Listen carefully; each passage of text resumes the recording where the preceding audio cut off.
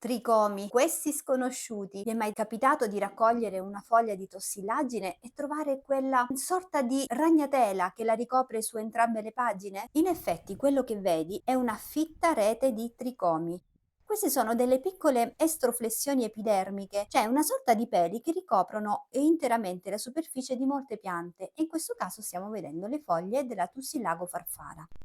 Non sono semplicemente dei peli come quelli degli animali, ma sono delle vere e proprie estensioni cellulari che possono assumere una sorprendente varietà di forme, dimensioni e funzioni.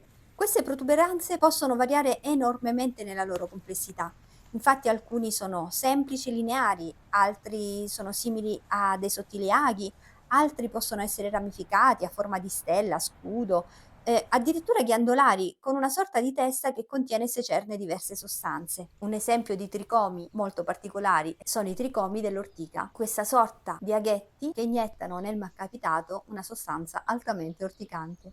Infatti possono racchiudere oli essenziali, delle resine, tossine o altre sostanze irritanti, sostanze zuccherine, anche in base appunto alle funzioni per cui sono preposti questi tricomi e allo stress a cui è sottoposta la foglia nel momento specifico. Hanno diverse funzioni i tricomi.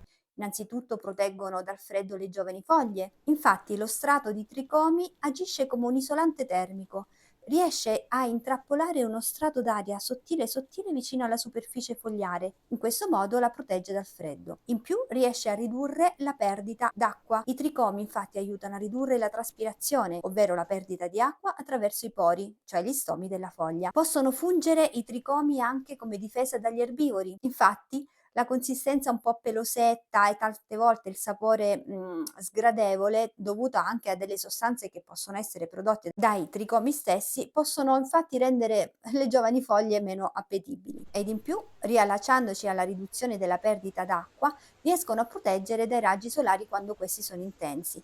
Infatti i tricomi possono riflettere parte della luce solare, proteggendo così soprattutto le giovani foglie da un'eccessiva irradiazione che potrebbe infatti danneggiarle. Ma man mano che la foglia matura, questa peluria tende a diradarsi, a staccarsi, quasi a scomparire del tutto, lasciando così la superficie fogliare più liscia. Questo proprio perché le funzioni protettive dei tricomi diventano man mano sempre meno cruciali. La foglia, infatti, sviluppandosi, acquisisce altre difese e una maggiore resistenza allo stress esterno. I tricomi poi li possiamo ritrovare su tante botaniche, sulla tossillagine, ma anche sul verbasco, appunto sull'ortica, sulla salvia, sulla lavanda, sulla menta, rosmarino, tante piante carnivore, sulla cannabis, addirittura sul pomodoro.